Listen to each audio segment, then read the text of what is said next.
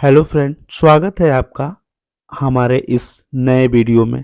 आज हम समझेंगे प्रेजेंट इंडेफिनिट टेंस का इंट्रोगेटिव का नेगेटिव सेंटेंस। जैसे कि आप जानते हैं गाइस, यदि आप नए हैं हमारे वीडियो पर तो please guys like and comment and share and don't forget press the bell icon, ताकि आप हमारे नए अपडेट प्राप्त कर सकें। और एक बात और आपसे मैं बता दूं, मैं एकदम स्टार्ट से टेंस पढ़ा रहा हूं। यदि आपको टेंस पढ़ना है तो please guys like and comment and share and don't forget press the bell icon. See guys, चलिए एक महत्वपूर्ण बात आपसे मैं शेयर कर दूं। किसी भी टेंस को बनाने से पहले उसे हमें पहचानना होता है। तो हम लोग प्रेजेंट को ही, जैसे प्रेजेंट इंडेफिनिट टेंस को इंट्रोगेटिव का नेगेटिव ही बना रहे हैं। जैसे प्रेजेंट ही चल रहा है तो प्रेजेंट की पहचान होती है कि वाक्य के अंत में ता है, ती हैं इत्यादि शब्द आते हैं, राइट। तो चलिए हम कुछ रूल देख लेते हैं। लिखा है डू या does plus subject plus not plus verb का first form plus object.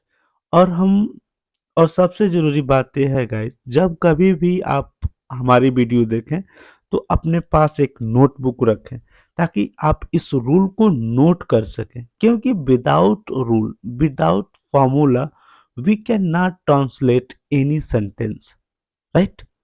So we need to understand that we have we should have rule, right? Without rule we cannot do anything, we cannot, right, translate anything.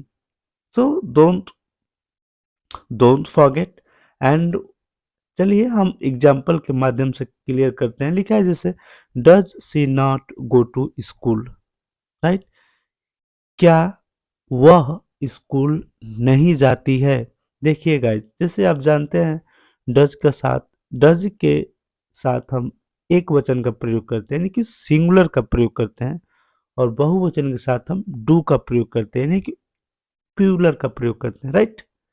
इसीलिए हमारा subject क्या है, subject हमारा ये है। Subject subject हमारा क्या है, एक वचन है कि सिंगुलर है, इसीलिए हमने डज का प्रयोग किया है।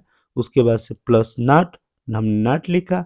वो आपका फर्स्ट फॉर्म क्या है, गो है, उसका क्या कर रही है, जा रही है। ऑब्जेक्ट क्या है, टू स्कूल। क्लियर है। चलिए आगे बढ़ते हैं। लिखा do you not want him, क्या तुम उसे नहीं चाहते हो, राइट। डू हमने क्यों प्रयोग किया, क्योंकि हमारा ये क्या है, सब्जेक्ट जो है ये क्या है, प्लूरल है, इसीलिए हमने डू का प्रयोग किया। उसके बाद से नॉट, देख लीजिए डू या डज प्लस सब्जेक्ट हो गया हमारा you, plus not plus verb का first form want plus object him. Do you not want him, क्या तुम उसे नहीं चाहते हो। चलिए ये भी क्लियर है, आगे बढ़ते हैं। ठीक है, do they not speak English, क्या वे इन अंग्रेजी नहीं बोलते हैं।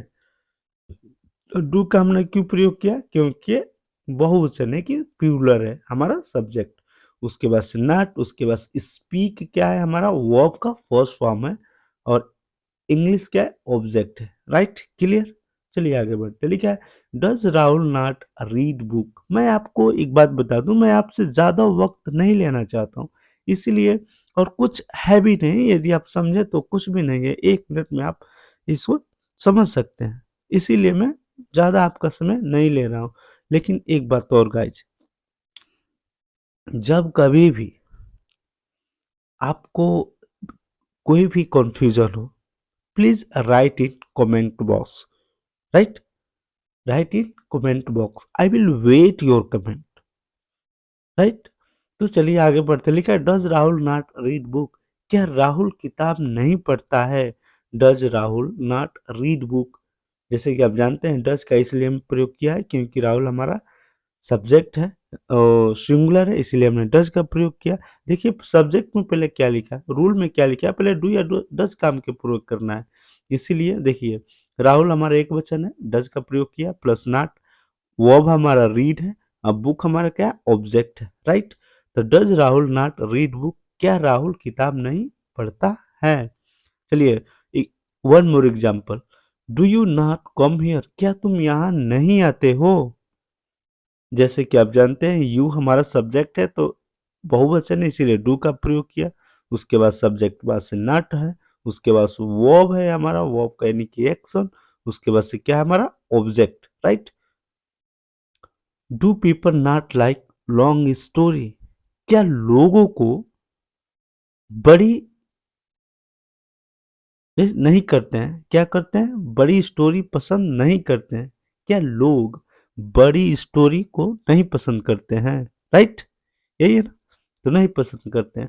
ये बहुत सारे लोग हैं इसीलिए डू का प्रयोग किया, plus not plus like. Like मैंने पसंद करना होता है, लॉन्ग स्टोरी, लॉन्ग में एक बड़ी स्टोरी लोगों को नहीं पसंद आती है, राइट। और एक बात और बता दूं, जब कभी भी आप घर पे हो तो please guys read one chapter in English. If you want to speak English, try to listen English song and try to listen some broadcast. It will help you to speak English fluently and confidently. So I hope my video is going to longer. I will meet you next video. Bye, see you.